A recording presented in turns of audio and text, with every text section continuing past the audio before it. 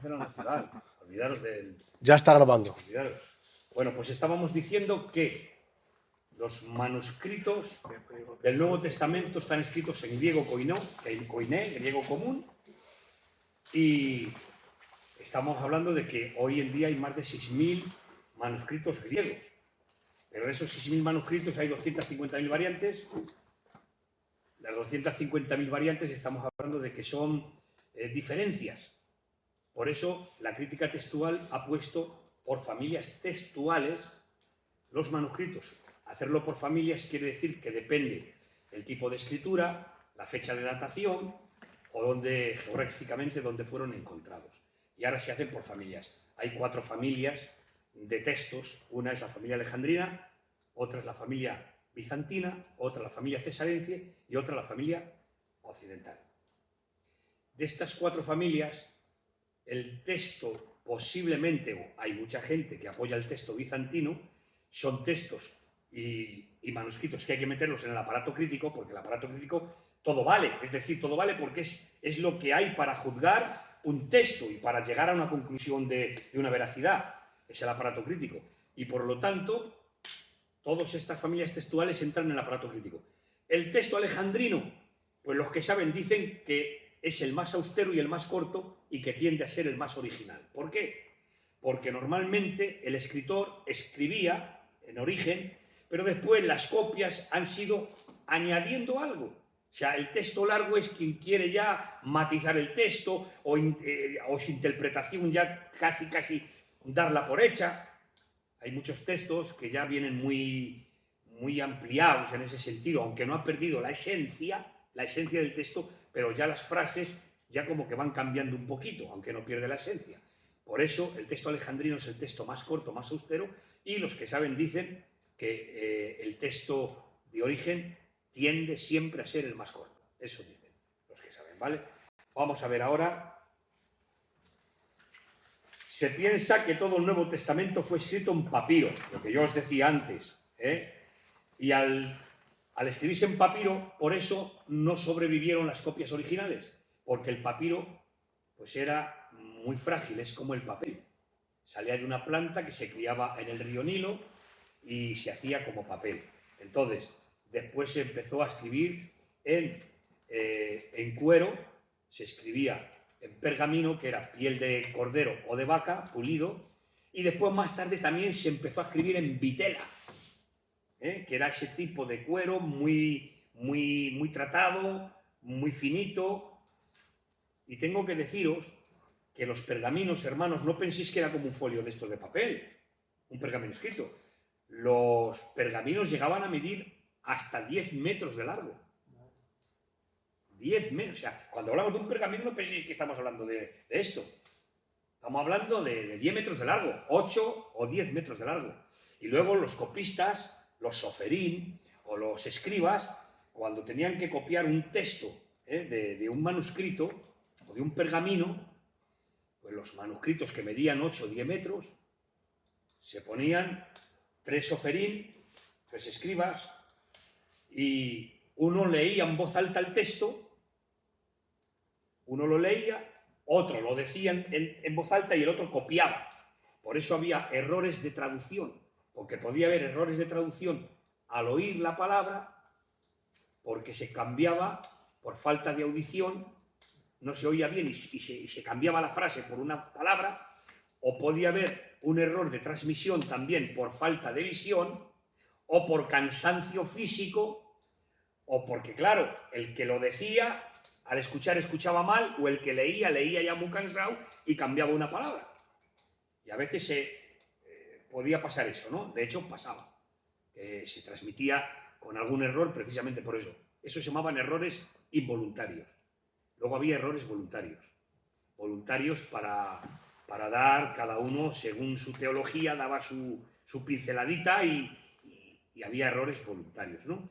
Pero eso es otro tema. Entonces, después se ha ido puliendo el texto y hoy en día, hermanos, gracias a Dios, tenemos el 99% de pureza en las manos. Se ha retrotraído el texto hasta los ancestros, hasta el arquetipo, hasta el origen. Se ha retrotraído el texto por medio de las excavaciones bíblicas, arqueológicas bíblicas. por medio de la crítica textual, por medio de los descubrimientos, se han descubierto en estos últimos 100 años más manuscritos que en toda la historia. Se ha descubierto en el 1750 el Códice Sinaítico, data del 350 después de Cristo. Un códice es diferente a un pergamino o a un papiro. Un códice era, pues, parecido a un libro que tenemos nosotros. Parecido a un libro. Eso es un códice. Con cuerdas de cuero atados por los lomos y como que fueran hojas y escritos por las dos caras. Pero en piel, en papel, en cuero. Lo que es el pergamino. Y esto, pues, eran los códices. Hay códices muy importantes. Códice Sinaítico data del 350 después de Cristo. Casi era apostólica, Ramón. El 350 es casi era apostólica. Eso es un testigo, se llaman testigos. Eso es un testigo extraordinario. Tenemos el Códice Vaticano, se llama Vaticano porque está en el Vaticano. Y data del 325 después de Cristo. Que casi era apostólica. Y se piensa, esto no es alguna ciencia cierta, se llega a pensar que estos códices que han sobrevivido, el Códice Sinaítico, el Códice Vaticano, se llega a pensar que posiblemente fueron algunas de las Biblias que mandó a hacer Constantino, que mandó a hacer 50 Biblias. Constantino mandó a hacer 50 Biblias y dicen que si esos códices o alguno de ellos pudieran ser casi con seguridad, pero no es una certeza cierta, de que esos códices fueran Biblias que mandó a hacer Constantino. Imaginaros eso. Y bueno, vamos a un poquito más adelante. Vamos a la página 4, hermanos. Página 4. El texto masorético. Madre mía, aquí ya tenemos que hablar mucho. Vale. El texto masorético. Primero vamos a ver los masoras. Los masoretas eran los que copiaban el hebreo, el Antiguo Testamento, no el Nuevo, El Nuevo Testamento no. Los masoretas copiaban el hebreo. Los masoretas, mayormente había dos familias, que eran Ben Asher y Ben Asplí. Estas dos familias eran los masoretas que trataban de copiar el hebreo al hebreo, pero del hebreo al hebreo. Y dirás, ¿cómo del hebreo al hebreo? Sí, porque el hebreo original era consonántico, no tenía vocales. El hebreo original de origen era sin vocales. Pero los masoretas, que la palabra masora, masoreta viene de masora y masora viene de tradición. Masora quiere decir tradición y en algunos casos transmisión, ¿vale? Entonces, estos masoretas lo que hacían era copiar el hebreo al hebreo, pero añadían vocales y puntualizaciones. Añadieron vocales y puntualizaciones al texto. Y ahí, hermanos, no voy a querer hablar mucho, no me interesa hablar mucho de eso, porque generaríamos una polémica bastante buena y no quiero generar polémicas, pero el texto masoreta, de la masora, los masoretas, al incluir vocales y puntualizaciones, hay muchos textos que les desviaron. ¿Por qué? ¿Por qué desviaron el texto? Porque los masoretas eran judíos ortodoxos y los judíos ortodoxos no recibían a Cristo como el Mesías ni al cristianismo, los tenían por herejes. Para ellos eran herejes. Entonces, cuando encontraban en el texto algo que se relacionara con Cristo, con el cristianismo, con la resurrección de Cristo, pues entonces ellos intentaban, por unas vocales, desviar un poco el texto para que no dijera lo que tiene que decir. Eso sucedió. Eso sucedió con los masoretas. Entonces, ¿hay una pregunta? Por un ejemplo. ¿Algún ejemplo de algún texto que sea...? Sí. Sí. Por ejemplo, lo vemos el otro día, esto si quieren verlo y corroborarlo, los que ven el vídeo, no me quiero meter en líos, pero si quieren verlo y que lo corroboren el que lo vea, vamos a ver. Hebreos 10.5, por favor, léelo, Falito. Hebreos 10.5. Vamos a ver. Vamos a ver solo ese, porque hay otro que es muy fastidiado y no quiero. Hay varios, Hay varios. Hebreos 10, 5, capítulo 10, versículo 5. Por lo cual, entrando en el mundo, dice, sacrificio y ofrenda no quisiste, mas me preparase cuerpo.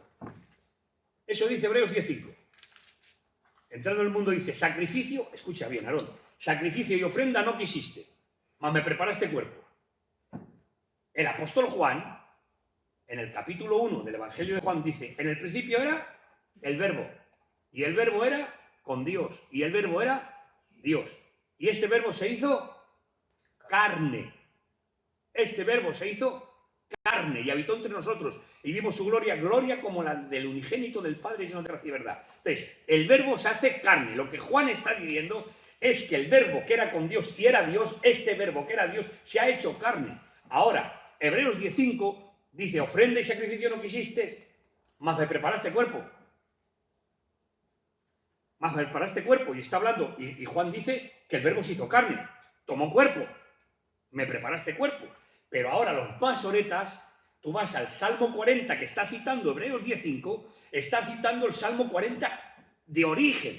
Vamos a leer el Salmo 40 y versículo 6, el versículo 6. Por aquí en el comentario. Lo pone ahí, El comentario de más abajo. ¿ves? No lo sabía eso. Salmo 46. Vamos a ver lo que dice. Es que esto es extraordinario.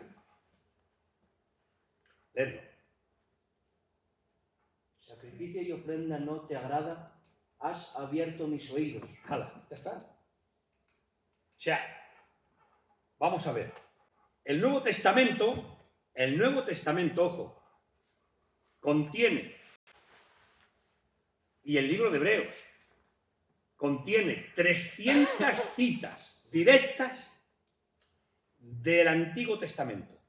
El libro de Hebreos contiene 300 citas directas del Antiguo Testamento. Esta es una cita directa del Antiguo Testamento. Y Hebreos 10:5 hemos leído, ofrenda y sacrificio, ¿no te agradaron? ¿No quisiste? Mas me preparaste cuerpo. ¿Por qué? Porque Dios ya no quería, no te agradan ya los sacrificios del Antiguo Testamento. Me preparaste cuerpo, porque Cristo tenía que venir y morir por el pecado para quedar satisfecho Dios de una vez para siempre. Entonces, no quisiste sacrificio y me has preparado el cuerpo. Eso está tomado de una referencia del Antiguo Testamento, del Salmo 46, de origen. Pero los masoretas hemos leído lo que han puesto en el Salmo 46. ¿Y qué es lo que han puesto? ¿Saúl? ¿O Alito? Sacrificio y ofrenda no te agrada, has abierto mis oídos. ¿Qué tiene que ver eso con me preparaste cuerpo? Has abierto mis oídos para que te oiga. No tiene nada que ver. Entonces, ¿dónde está tomado eso? ¿De dónde se ha sacado el libro de Hebreos esa cita? Porque tú vas ahora ahí y te dicen los judíos, que lo dicen, nos acusan de que nuestro Nuevo Testamento es falso. Los judíos ortodoxos, los ortodoxos nos acusan diciendo, vuestro Nuevo Testamento es falso. Y tú les dices, ¿por qué? Porque no coincide con el Antiguo Testamento. ¡Claro! No coincide con muchas cosas del Antiguo Testamento del texto masorético. Porque hemos leído que, claro, Salmo 46, hay muchos, estamos hablando de este. Salmo 46 dice, has abierto mis oídos, no dice, me has preparado cuerpo. Eso está cambiado. Claro, ¿dónde la ha tomado el autor de Hebreos? ¿De dónde ha tomado esa frase el autor de Hebreos? Del Antiguo Testamento. ¿Y de dónde? De la Septuaginta. 300 citas directas de la Septuaginta. ¿Por qué? Porque la Septuaginta, hermanos, tiene 900 años más de antigüedad, más de solera que el texto masorético. El texto masorético, hermanos, nace en el siglo VI, en el 500 y pico después de Cristo, pero la Septuaginta nace en el 280 antes de Cristo. ¿Qué es la Septuaginta? La traducción del hebreo al griego del Antiguo Testamento. La traducción del hebreo al griego del Antiguo Testamento, esa es la Septuaginta. Y ahora, el libro de Hebreos toma de la Septuaginta, y al tomar de la Septuaginta, ¿qué pone en la Septuaginta? Pone eso. Ofrenda y sacrificio no quisiste, me preparaste cuerpo. Porque la traducción de la Septuaginta ha tomado del hebreo sin ninguna influencia cristiana, porque no existían los cristianos ni el cristianismo. Porque era antes de Cristo, 280 años antes de Cristo se gestionó la Septuaginta. El cristianismo no existía, Cristo no había nacido todavía como hombre, como el Mesías. Entonces, ha traducido la Septuaginta, han traducido el hebreo al griego sin influencias ni negativas ni positivas. tal cual han traducido. Pero el masoreta sí ha traducido con influencia negativa. Y al traducir con influencia negativa, ha trastocado algunos textos. Por eso, ahora, las Biblias críticas, los testigos que van saliendo a la palestra de lo que se ha ido encontrando en las excavaciones, en los manuscritos, etcétera, etcétera, van compilando y van viendo las verdades bíblicas reveladas. Por eso ahora mismo tenemos el 99% de pureza de Biblia en las manos, de la palabra de Dios, de lo que salió del respirar de Dios, del soplar del Dios, del teoneustos de Dios. Lo que salió lo tenemos en la mano, el 99%. Por eso, claro, decimos, hay Biblias que traducen mejor que otras, claro, porque se desplazan de unos textos a otros. Pero es que ahora tenemos unos testigos tan extraordinarios, por eso os he dicho que en estos últimos 100 años han salido testigos tan extraordinarios que ahora mismo cualquiera que traduzca de los manuscritos puede traducir con mucha fidelidad. Entonces, y tenemos la Biblia, la palabra de Dios en la mano, sí. Reina Valera, sí. La del 60, palabra de Dios. La del 2015, palabra de Dios. Son palabra de Dios, hermanos. La doctrina no está alterada. Y los poquitos cambios que hay no alteran la doctrina. O sea, no alteran, por eso sigue siendo inerrante la palabra. Porque no alteran, los cambios que hay no alteran nada. ¿De acuerdo? Porque vas al texto y te dice Hebreos, me preparaste cuerpo. Ya está. O sea, no te altera nada. Entonces, vamos al tema de los masoretas. Y si volvemos al tema de los masoretas y la masora, pues eran estas dos familias, Ben Asher y Ben Naftali. Hay un códice que se llama el Códice de Leningrado. ¿Has oído hablar tú alguna vez del Códice de Leningrado? El Códice de Leningrado es donde se ha tomado para copiar, el Antiguo Testamento solo, Códice de Leningrado. Tiene data, del año 1008. Del año 1008 después de Cristo. Eso es lo más antiguo que tenemos del Antiguo Testamento. El Códice de Leningrado, que es donde se ha tomado para hacer las traducciones. Pero en el 1947, señores, se han descubierto los rollos del Mar Muerto. El Qumrán, efectivamente. Los rollos del Qumrán. Y hay manuscritos del Qumrán, en los rollos del Qumrán, hay manuscritos que datan del 250. Entonces, el 250, hermanos, al 1008, pues ya tenemos testigos para ir corroborando. Se corrobora con este testigo y con este testigo, se va viendo la veracidad de unos y de otros. Pues por eso digo que tenemos pureza en la palabra de Dios, hermanos. En la Biblia, Reina Valera del 60 y pureza de palabra de Dios. Aunque haya textos que estén algunos alterados o cambiados, no pasa nada, porque no tocan la doctrina, no la alteran la doctrina, no alteran la fidelidad, la infalibilidad, la inerrancia de la Biblia, no lo alteran, ¿de acuerdo? Y vamos a continuar, venga. Ah, mira, si estaba aquí Códice de Leningrado, yo estaba hablando que es la Biblia hebrea completa, que se llama, también está la Biblia hebrea Esturgatensa. Mira, este el 1008, lo tenéis aquí. Si lo subrayé, lo tenéis aquí, ¿de cuándo data? Porque todo esto que os estoy dando, yo os lo estoy explicando para que lo toméis mejor. Mirad, los testimonios del Talmud, del Pentateuco. El Pentateuco samaritano tiene una historia, y luego ya quitamos la grabación. Mirad, ¿has oído hablar del Pentateuco samaritano? Hay una cosa que ya os la explicaré porque ahora no quiero, porque me iba a llevar tiempo, pero os vais a quedar sorprendidísimos, porque tenemos que coger el bolígrafo, ir apuntando números, porque os voy a explicar unos detalles que hay en el libro de Génesis y vamos a ver ahí, en dos pasajes, hay algo que no se entiende bien con la muerte del padre de Abraham, de Taré. Cuando muere, cuando sale Abraham, hay ahí algo que no coincide bien. Y eso se ha corregido por una razón. Por el testigo, el Pentateuco samaritano, que es el que lo tiene correcto. Entonces, al haber un testigo que está atestiguando eso, se ha tomado como veracidad. Claro, lógicamente. El Pentateuco samaritano, y con esto finalizamos grabación. El Pentateuco samaritano se dice que había un hombre, si se puede leer en la Biblia, había un hombre, y así ya finalizamos la lección, había un hombre que se llamaba el Bildad, algo así, parecido, un nombre que era sacerdote en la época de Esdras. el Idá, algo así, en la época de Esdras. Y aparentó con un hombre que se llamaba Tobías Amonita.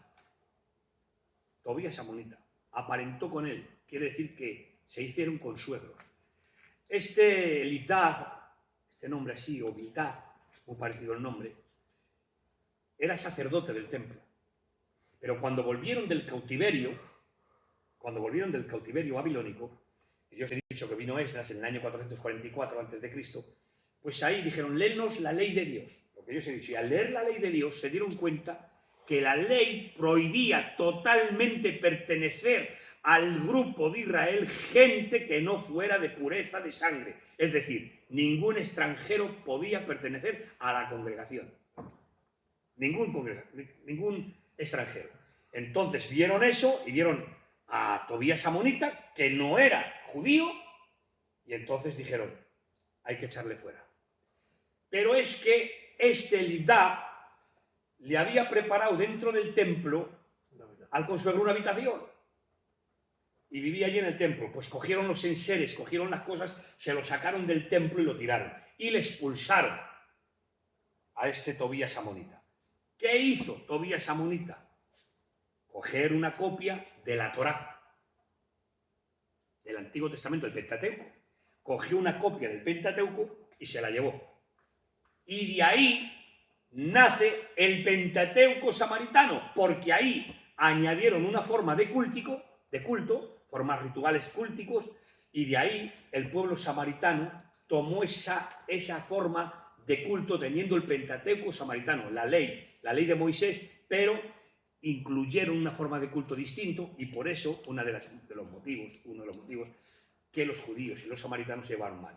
Tenían diferente forma de adorar, dónde se adoraba. Por eso la mujer samaritana le decía a Jesús, nuestro padre Jacob dijo que hay que adorar en ese monte. ¿Os dais cuenta la diferencia? Y Jesús dice, mujer, la salvación viene de los judíos. Claro, son los que tienen los oráculos de Dios, los judíos. La palabra se les ha confiado al judío, lo dice Pablo. ¿Qué mérito tiene o qué ventaja tiene el judío? Dice, que se les ha encomendado la palabra de Dios. Entonces, ¿qué es lo que ocurrió? Pues ahí cuando, en esa vuelta, salió, tomó el Pentateuco samaritano y de ahí salió con paráfrasis y con cosas y se hizo el culto samaritano. Y el Pentateuco samaritano, que hoy existe y es un testigo, ese testigo en el libro de Génesis corrige el cierto error de años que hay de uno a otro, que son años. Son unos años que parece que no coinciden, pero el Pentateuco samaritano lo tiene correcto. Y de ahí se corrige. Y de hecho, las demás Biblias críticas ya corrigen por el Pentateuco samaritano. Y te pone una PMS, que quiere decir Pentateuco samaritano. Vamos un poquito más adelante y finalizamos.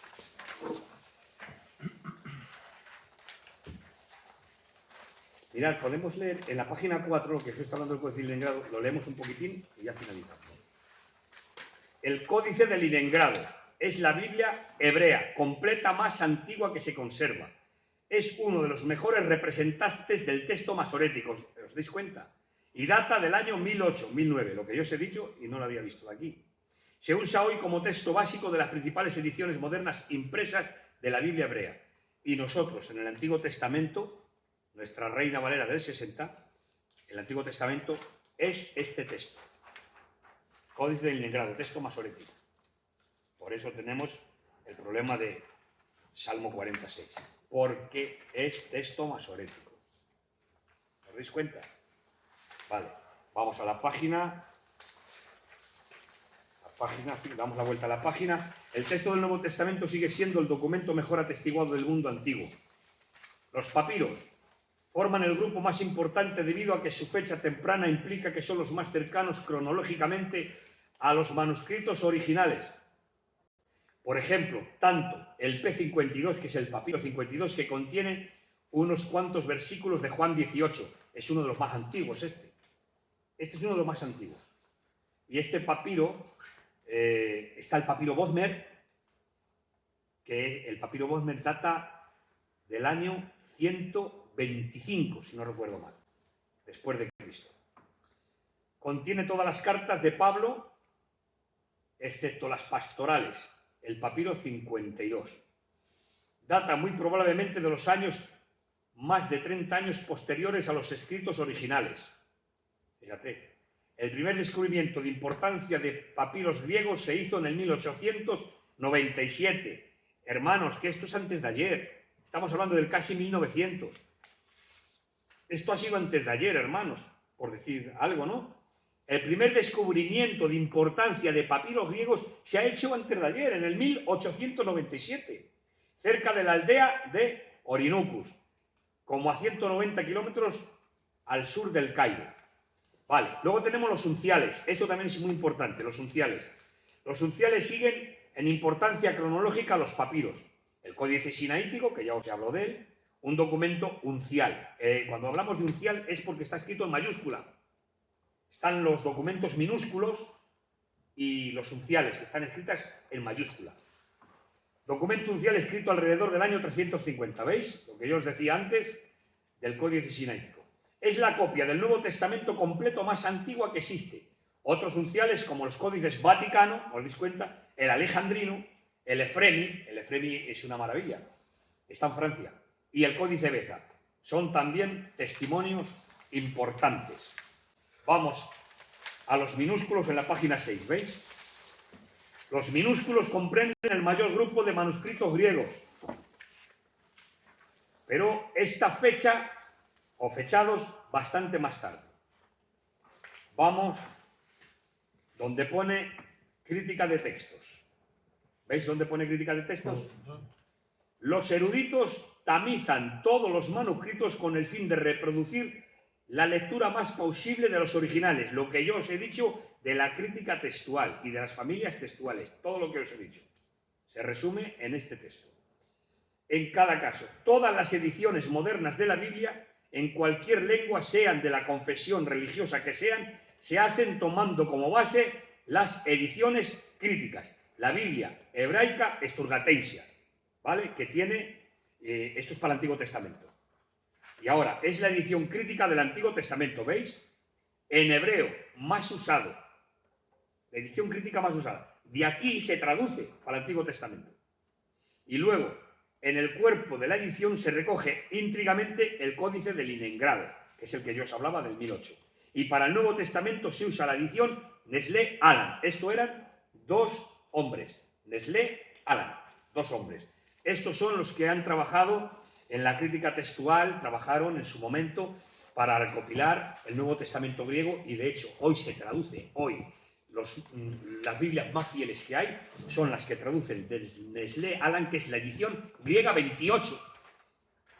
La edición griega 28. Eso es lo mejor que hay hoy en día para el Nuevo Testamento.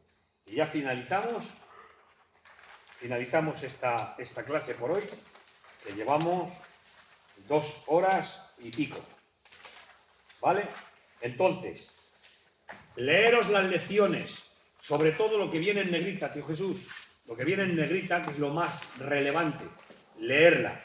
Y vamos a hacer una cosa, el próximo estudio, la próxima clase, traemos los exámenes, me les llevo yo a casa y les corrijo en casa y aprovechamos y avanzamos lo que ha dicho Lolo. Pues una horita avanzamos en daros la clase, que iremos con la lección 6. Estudiaros la 5, pegaros un repasín a esto, que son cositas buenas, porque todo esto que vamos aprendiendo ahora, en la número 10 lo vamos a desembocar ya todo, porque luego va a haber un examen general de todas las lecciones. Claro, luego un examen general y a ver con qué os habéis quedado, que os vais quedando bien con los detalles y con los conceptos. Estáis aprendiendo cosas muy bonitas y maravillosas. Y ya en la lección 10, cuando demos ya los cánones y todo, vamos a hacer un resumen, hacemos un examen general y ahí vamos a ver pues, lo que hemos aprendido todos. ¿De acuerdo? Daremos un repasín por encima, una noche damos un repasín de todo, por encimina, y después hacemos el examen. ¿Vale? Corta la conexión. Lolo. Igual dice que igual no le ha dado el botón de grabar. Vale, no pasa nada. Si no le has dado de grabar.